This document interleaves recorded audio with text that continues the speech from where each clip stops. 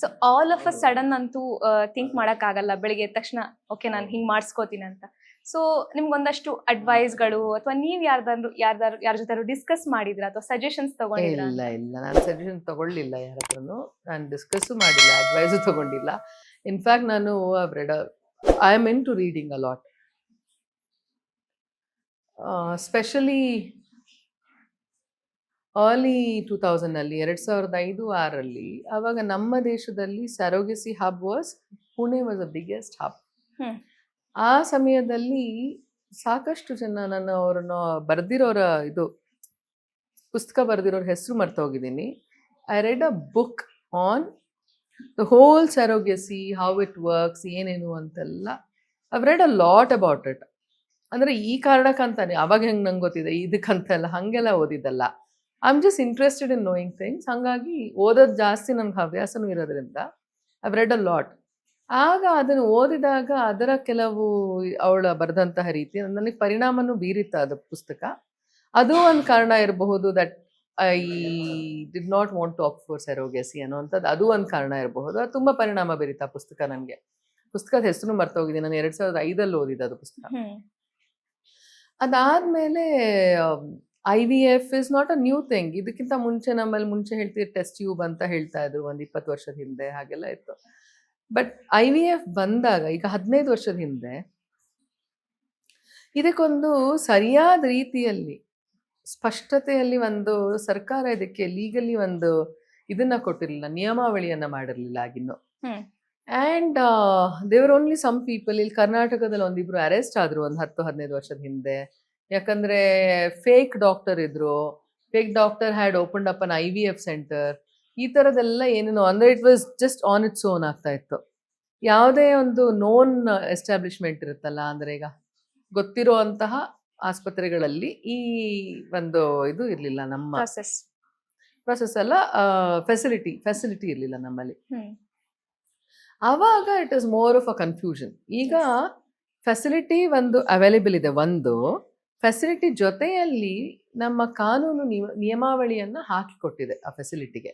ಅಂದರೆ ವೈದ್ಯಕೀಯ ವೃತ್ತಿಗೆ ಇಂತಿಷ್ಟು ನಿಯಮಾವಳಿ ಅಂತ obviously they have. Every hospital will have some restrictions and according to their own government norms ಏನೇನೋ ಇರುತ್ತೆ.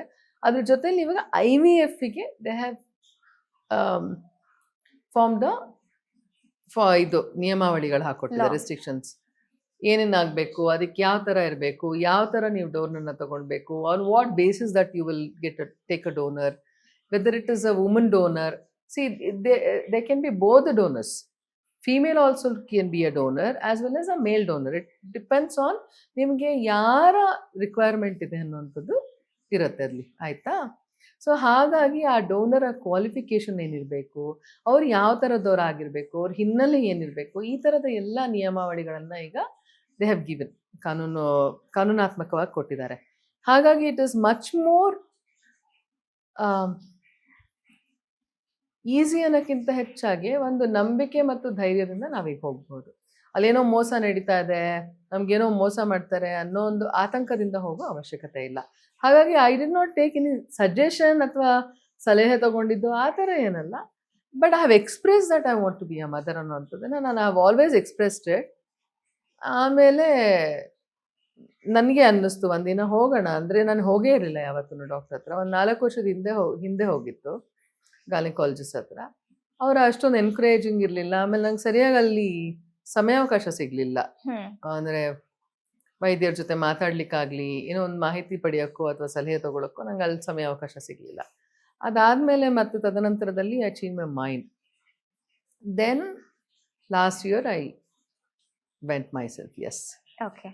ಸೊ ಮದುವೆ ಬಟ್ ಬೇರೆಯವರು, ನಾನಾದರೆ ನನ್ನ ಎಕ್ಸ್ಪೋಜರ್ ಬೇರೆ ಇದೆ. ಆಮೇಲೆ even if I want to talk to somebody I have people.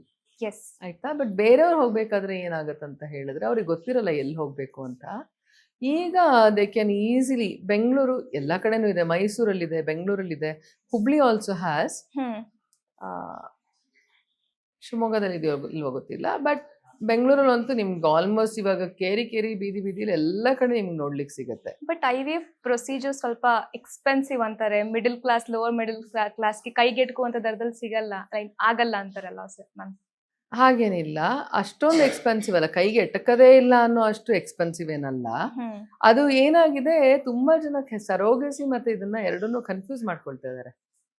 ಸರೋಗಸಿ will cost you, ಯಾಕಂದ್ರೆ ನೀವು ಬಾಡಿಗೆ ತಾಯಿಯನ್ನ ಪಡಿತಿದ್ದೀರ, ದೈಹಿಕವಾಗಿ ಗರ್ಭಧಾರಣೆಯನ್ನ ನೀವು ಅದು ಕೃತಕ ಗರ್ಭಧಾರಣೆಯನ್ನ ಮತ್ತೊಂದು ಗರ್ಭದೊಳಗೆ ಕೊಟ್ಟು ಅದರಲ್ಲಿ ಬೆಳಿಲಿಕ್ಕೆ. So she has to give another 9 months complete ಆಗಿ ಅವಳು ಹೌದು ಅದನ್ನ ಹೊತ್ತು ಹೆರುವಂತ ಪೂರ್ತಿ ಆ ಪ್ರಕ್ರಿಯೆ ತನಕ ಅವಳು ಅದನ್ನ ನೋಡ್ಕೊಳ್ಬೇಕು, ಜವಾಬ್ದಾರಿ ಇನ್ನೊಂದು ಹೆಣ್ಣಿಗೆ ನಾವು ವಹಿಸ್ಕೊಡ್ತಾರೆ.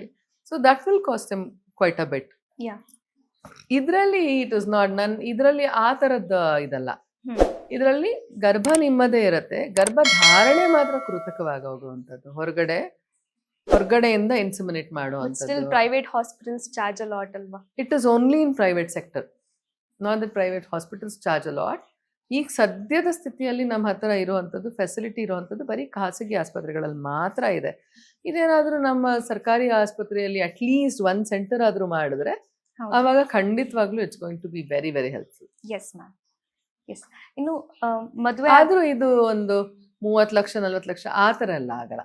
ಹೌದು, ಎಲ್ಲರೂ ಅನ್ಕೊಳ್ತಿರೋದು ಹಂಗೆ. ಅದಕ್ಕೆ ಸರೋಗಿಸಿ ಕನ್ಫ್ಯೂಸ್ ಮಾಡ್ಕೊಂಡಿದ್ದಾರೆ. 25 ಲಕ್ಷ ಆಗತ್ತಂತೆ, 30 ಲಕ್ಷ ಆಗತ್ತಂತೆ, 40 ಲಕ್ಷ ಆಗತ್ತಂತೆ ಅಂತ. ಇಲ್ಲ, ಅಷ್ಟೊಂದಾಗಲ್ಲ. ಓಕೆ. ಲೇಟೆಸ್ಟ್ ಹಾಗೂ ಇಂಟ್ರೆಸ್ಟಿಂಗ್ ಸುದ್ದಿಗಳಿಗಾಗಿ ಬಾಸ್ ಟಿವಿ ಕನ್ನಡ ಚಾನೆಲ್ನ ಸಬ್ಸ್ಕ್ರೈಬ್ ಮಾಡಿ, ಹಾಗೆಯೇ ಬೆಲ್ ಐಕಾನ್ ಪ್ರೆಸ್ ಮಾಡಿ. ಇದರ ಜೊತೆಗೆ ಫೇಸ್ಬುಕ್, ಇನ್ಸ್ಟಾಗ್ರಾಮ್, ಎಕ್ಸ್ ನಲ್ಲೂ ಮಿಸ್ ಮಾಡದೆ ಫಾಲೋ ಮಾಡಿ.